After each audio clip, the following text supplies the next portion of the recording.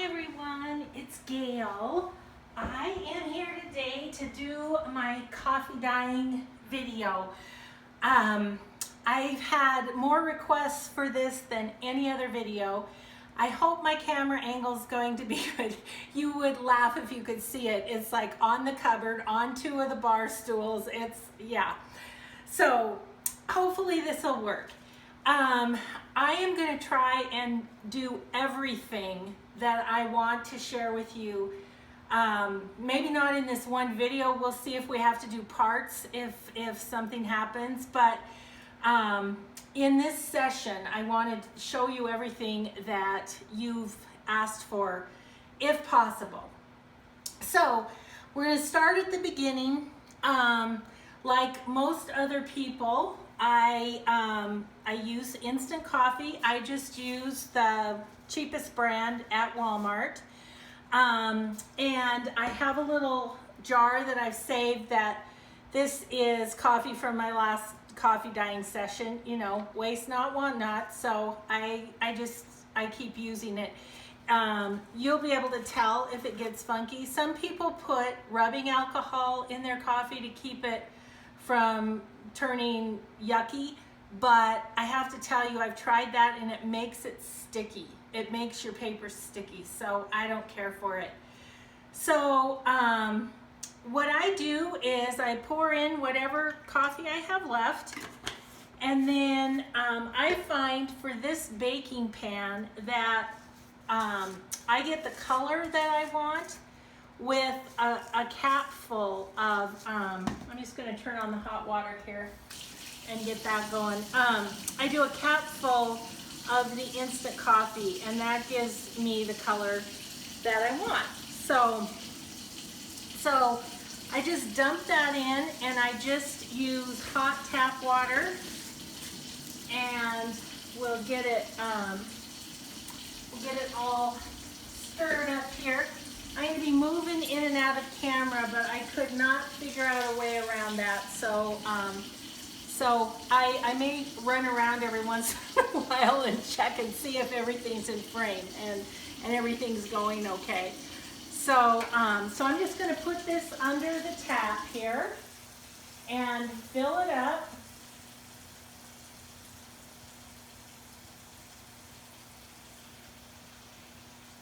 Oh, it smells so good. I love it.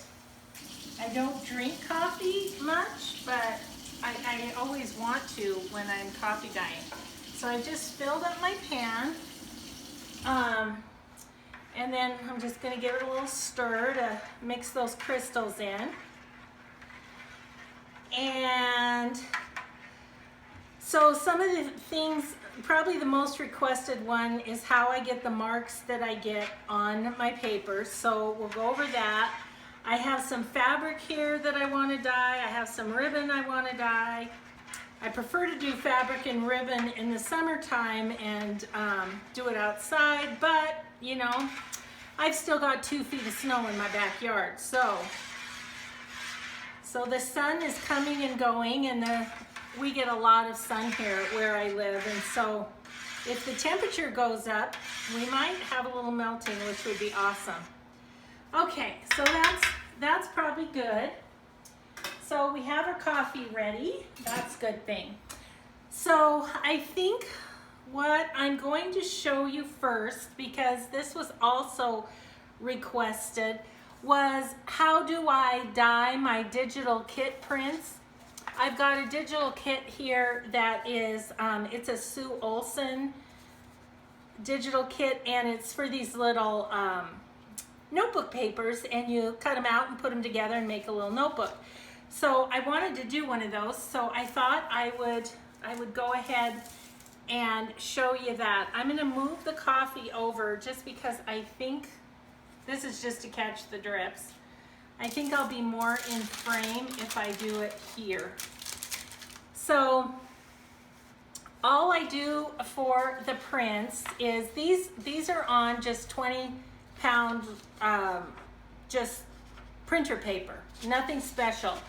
When I do my design team projects, I print on photo paper, matte photo paper, but I use the same exact process. So since this is about process, this will work.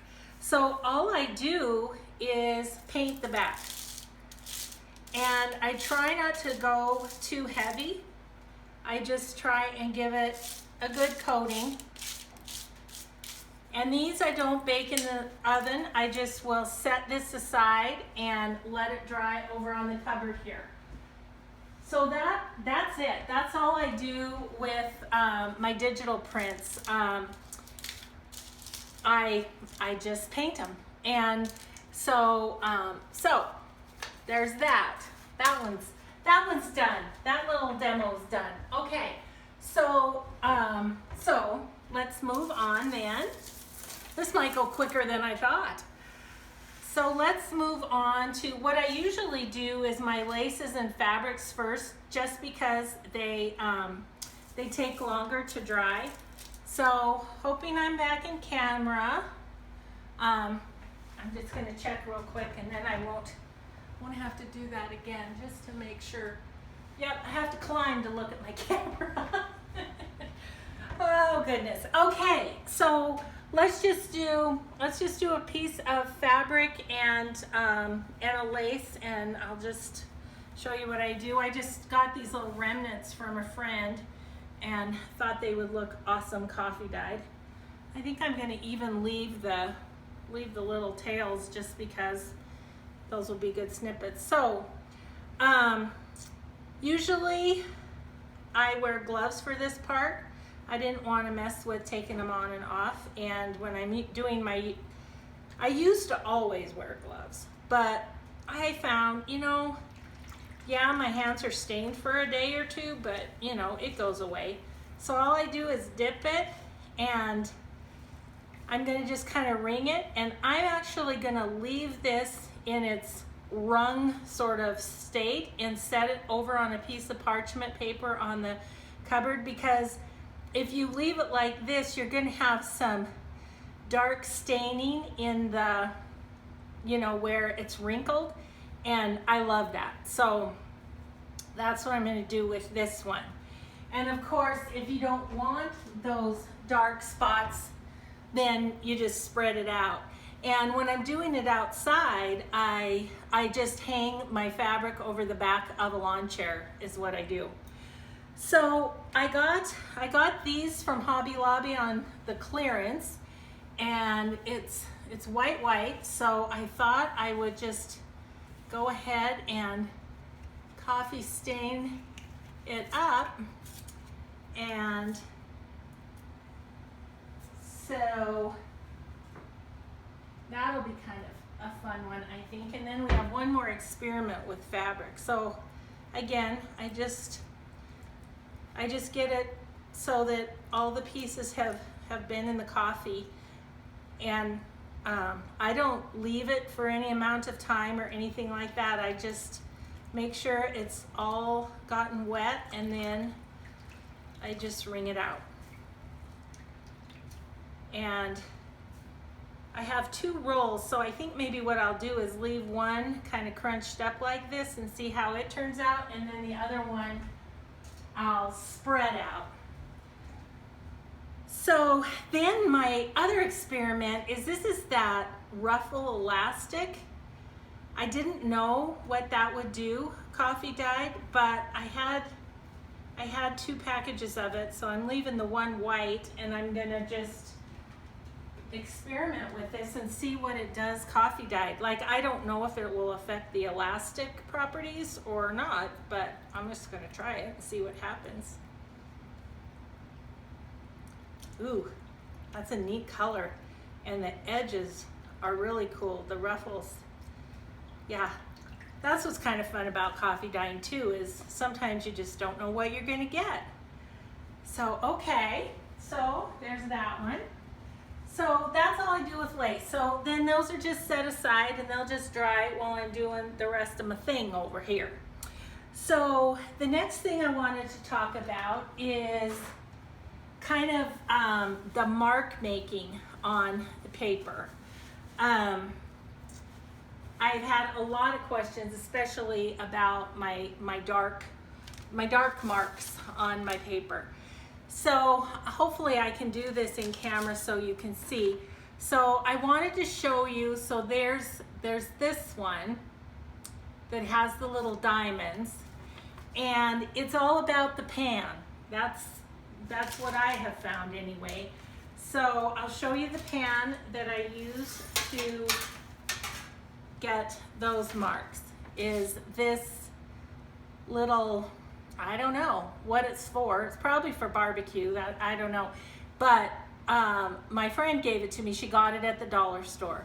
So see the little, so I just, when I put it on like this, and when it bakes, it makes that mark.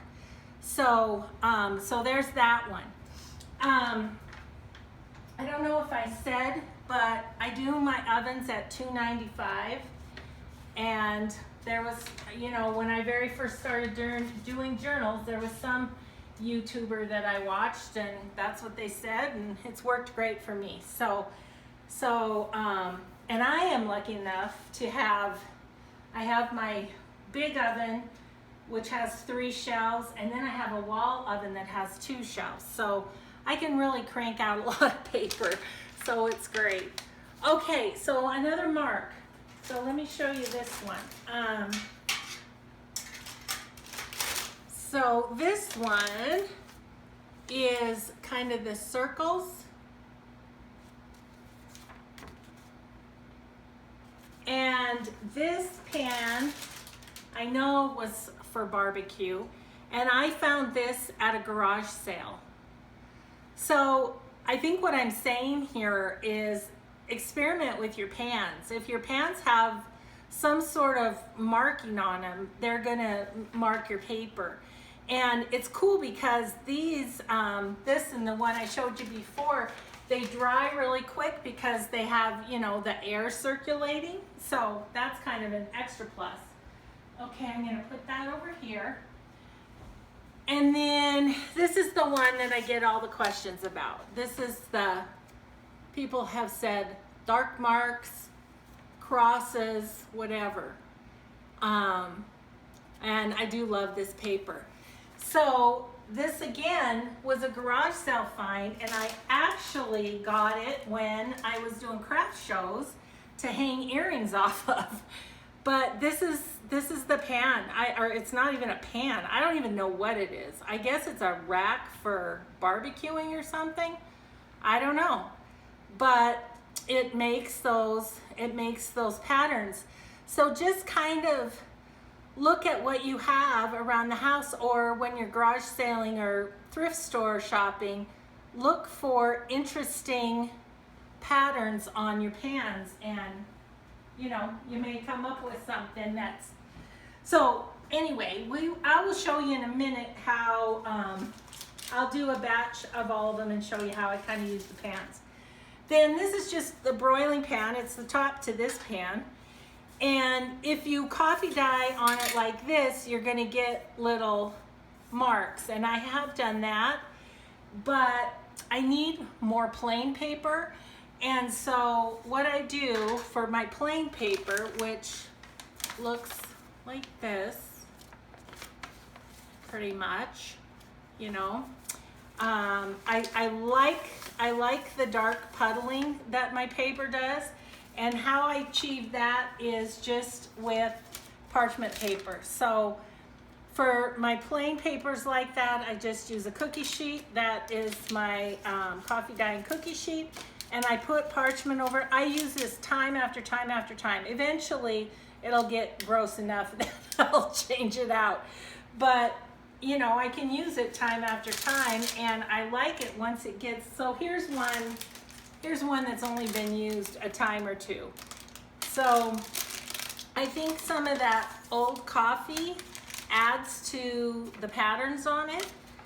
So anyway, I prefer to put some parchment paper over the top of my broiler just because I need more of the plain than anything else.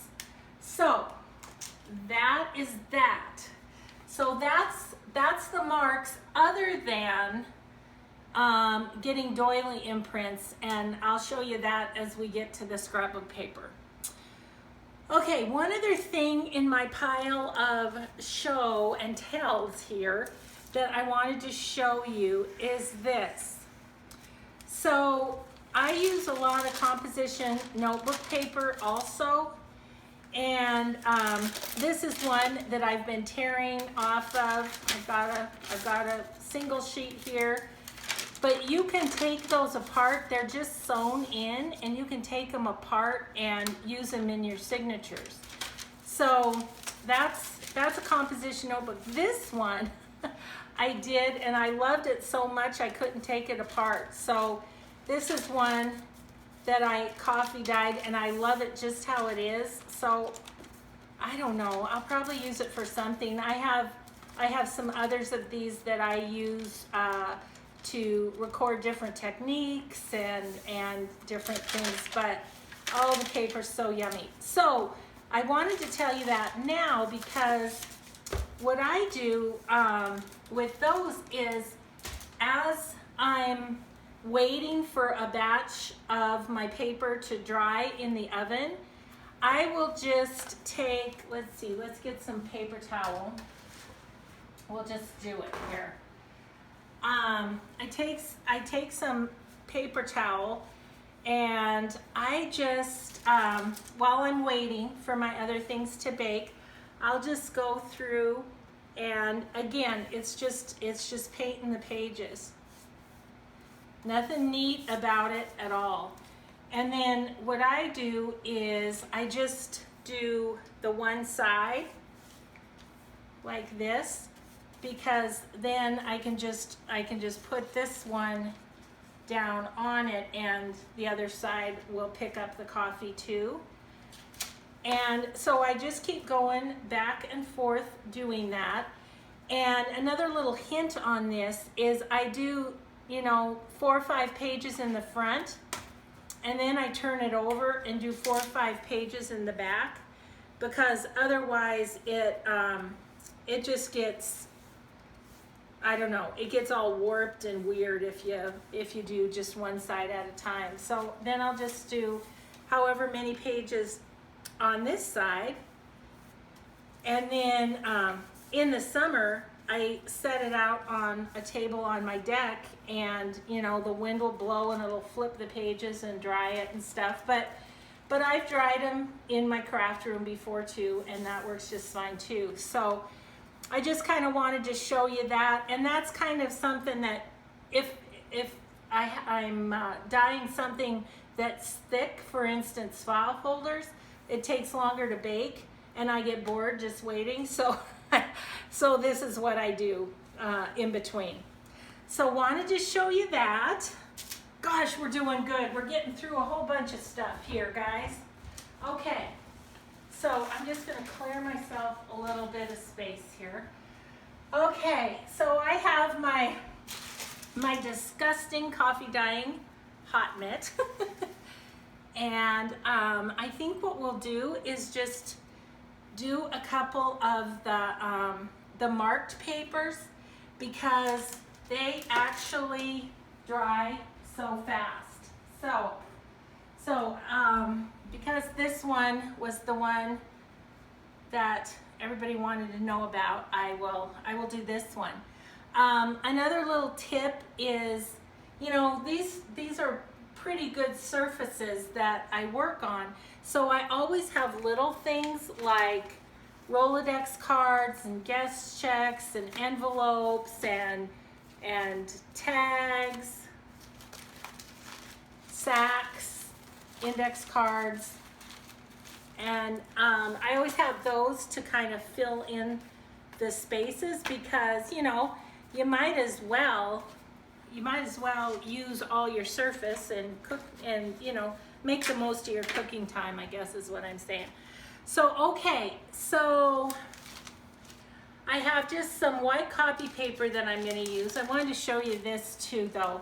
I got this typing paper at an estate sale for 50 cents, and it's thin. It's the old typing paper. I remember it. Many of you may not, but anyway, it coffee dye is really cool.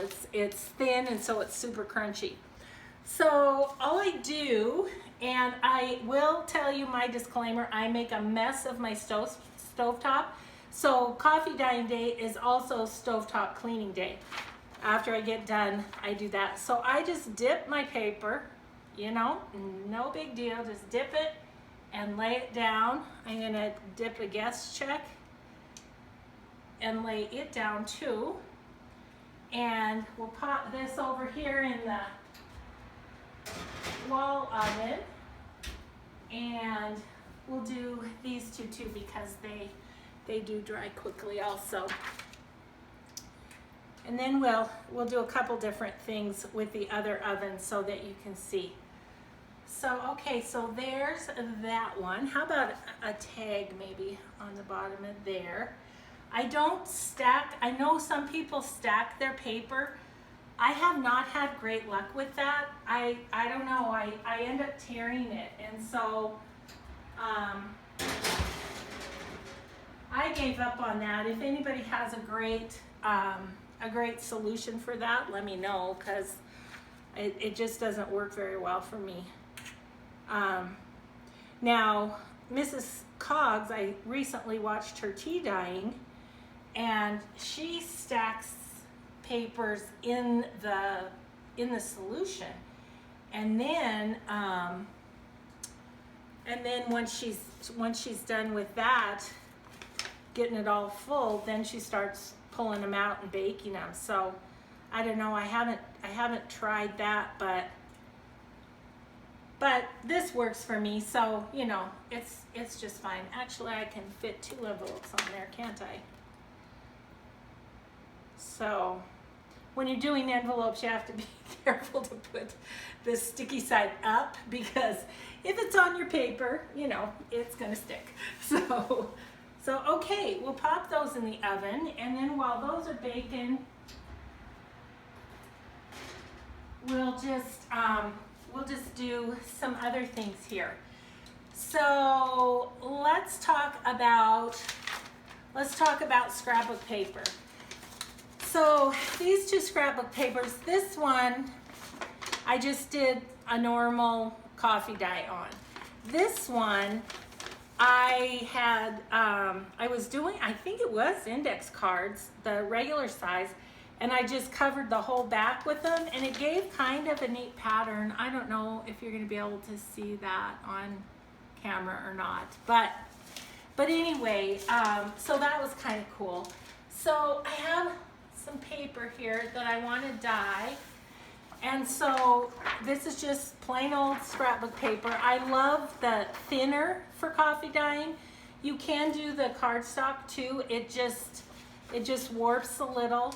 That was another tip I wanted to give you guys, is I have a you know, it's one of those totes on rollers, and I put my coffee dyed paper into a file folder, not this, but the 8 by 10 or 8.5 by 11 pieces I put in a file folder, and put that there in this tote. And when I have done a batch of coffee dyeing, that tote is just full, and it just squashes them. So I never have to iron my papers. They just flatten out because I have them packed into this tote. I don't know if that'll help you or not, but just a little thought.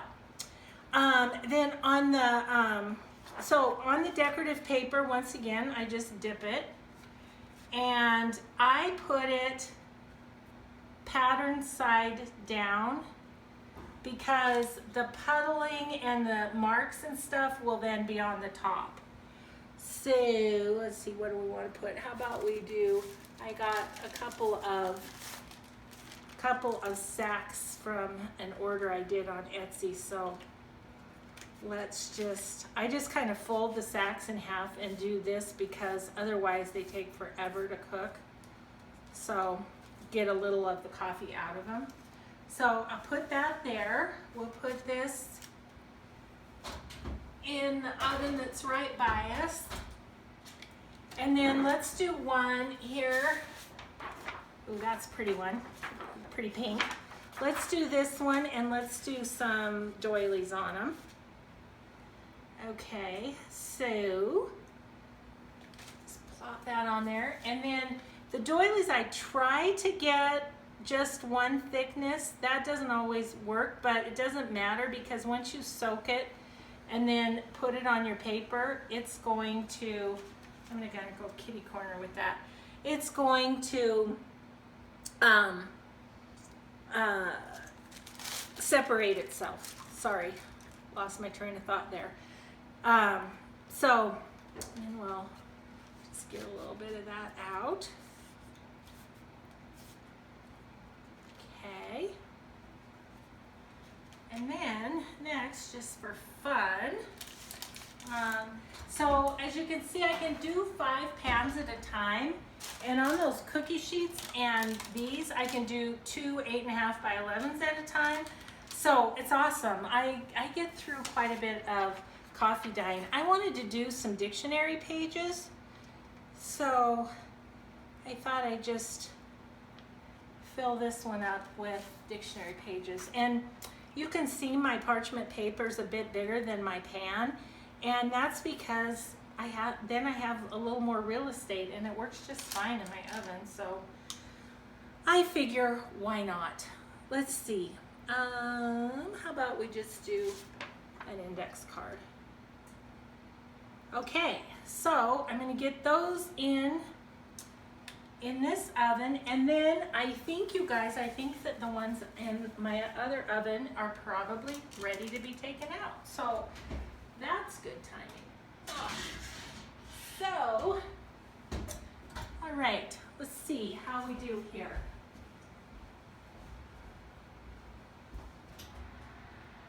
Oh yeah.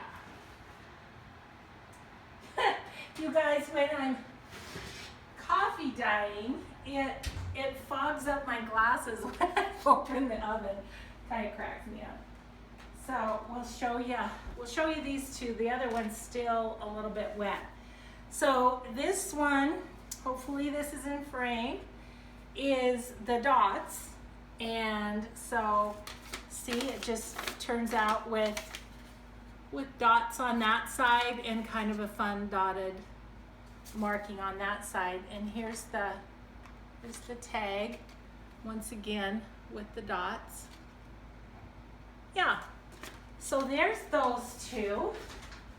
Let's move that pan and put the other one over here. So the only thing that is different about this little session that I'm showing you is normally I have the 70s music cranked when I'm coffee dyeing because I love it. And it makes my house happy to have 70s music in it.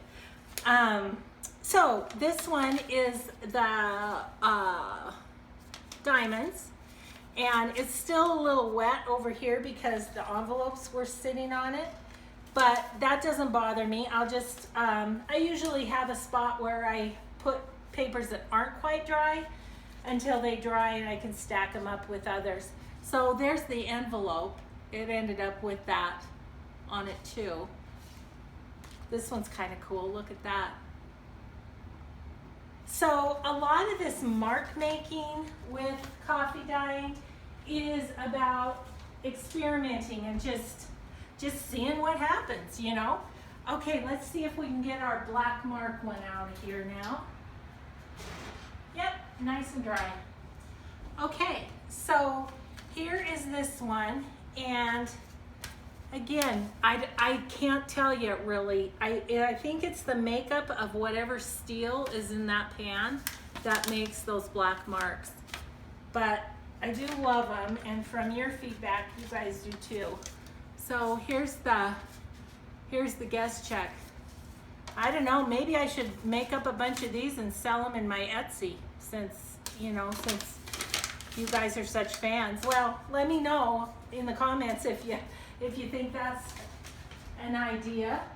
Okay, so there's those. So normally I can do 2 batches of these open weave type pans. I can do 2 batches of them for every 1 batch of the cookie sheet, and that's just because they're open weave.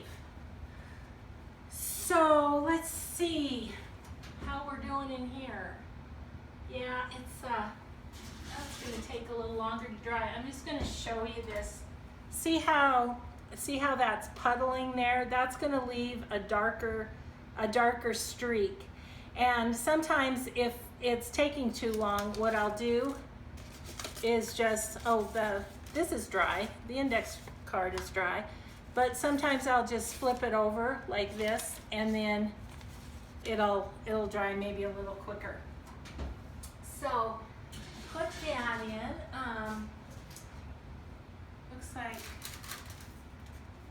Looks like I just need to flip over this bag, and then it'll get dry. However, it does look like, ooh, this one's gonna be cool. Look at this, you guys. So look at the edge there. Isn't that gonna be fun? So this is dry, and listen to that crunch. Denise Sayas sells these damask bags in her shop, A Tattered Dream, just FYI. So look at how cool that is. Okay, I'm just gonna flip that over for a second and let that dry. Oh, and then I wanted to tell you too about coffee dyeing file folders. What I do is I cut the file folder in half, just because then, you know, I can set it on my trays to coffee dye. And I love having coffee dyed file folders for backing and making journaling cards out of maybe a book page, a picture on a book page or something that is thin, you know, and so you want to have a little more stability with it. So once I get done with this session, if I have some of this coffee left, I'll put it in my little jar and put it in the refrigerator. I usually coffee dye pretty much every other week, so mine doesn't get a chance to get old and yucky, just because I do it so often. I'm really hoping, my husband says when he retires that he is going to help me coffee dye, that's something he can help with. So I'm looking forward to that. Okay guys, look at this one is dry. Well, pretty much. I'll set it aside to dry a little bit. But isn't that cool? I love the markings on how that one went. That's fun. So we'll set it over here to dry. Let's see what our other papers are doing. And then I think we will have covered just about everything. Yeah, these are so wet. Sometimes what I'll do also is just take a paper towel and just sop up some of the wetness, and then that gives it a better chance to dry. This one's almost dry. It's got a really nice crunch to it. I think I might have to go rip out some more dictionary pages to get that going. And then the one that's in the oven that has the doily on top, it'll just leave that imprint. I hate to keep the video going. It's getting there. So let me just show you. This side's kind of dry. So it'll just have that imprint of the doily on it. This sack is dry now, so that's awesome. And we'll put this back in. Other than that, I feel like I told you everything I wanted to tell you. And gosh, if you have any questions or anything and I could be helpful at all, please just let me know. Otherwise, I think we'll just call this a video. And thanks everybody for suggesting I do it. And I hope you got some tips along the way. So we'll just see you in the next video. Thanks everyone. Bye-bye.